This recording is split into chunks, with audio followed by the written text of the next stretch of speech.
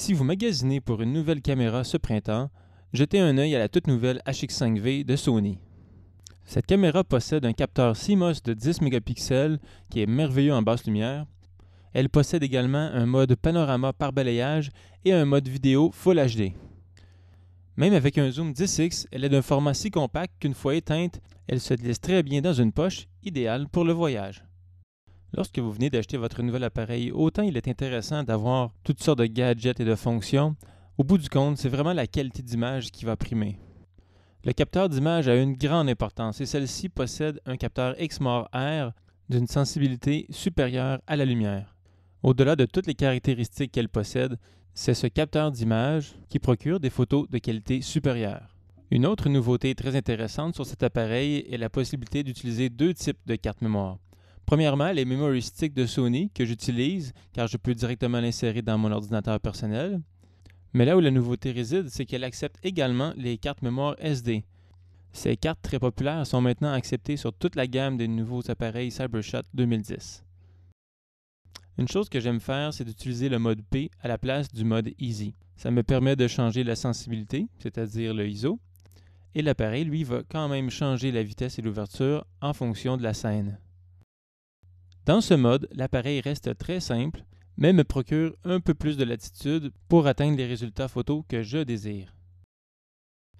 Pour simplement faire des photos lors d'une soirée en famille ou pour une marche en forêt et même pour les vacances, le mode programme reste très simple mais me procure des résultats plus satisfaisants.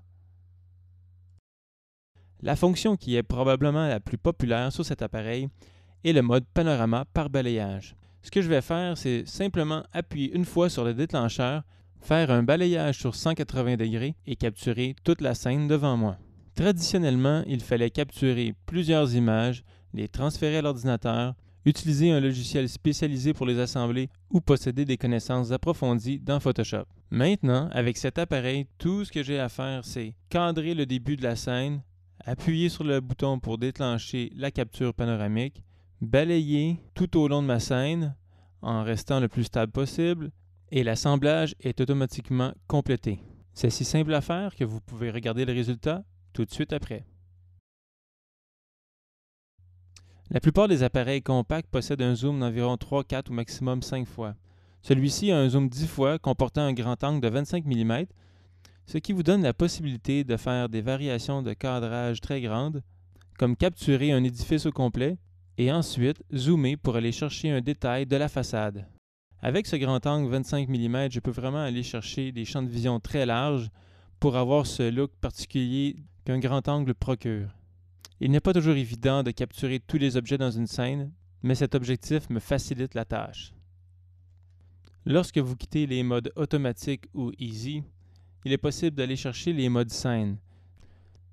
Ces modes scène sont des modes automatiques très simples qui sont optimisés pour des situations différentes variées.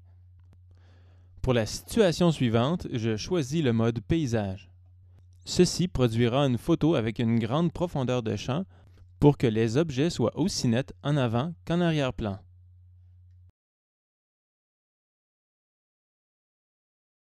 Et voilà le résultat avec le mode scène paysage.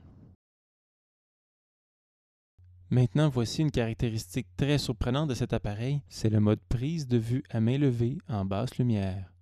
Ce mode est idéal pour les situations comme les cathédrales et les photos de nuit à l'extérieur. Ce que l'appareil va faire, c'est en fait capturer rapidement 6 images qu'il va ensuite assembler instantanément pour produire une image finale avec un niveau de détail et de lumière surprenant. Non seulement c'est une caméra de poche très surprenante, mais elle est aussi une caméra vidéo d'une résolution de 1920 par 1080 à 60 images secondes. Il est également possible de zoomer pendant la capture et le tout est enregistré en format AVC HD. Il est donc aussi surprenant en capture photo qu'en prise vidéo.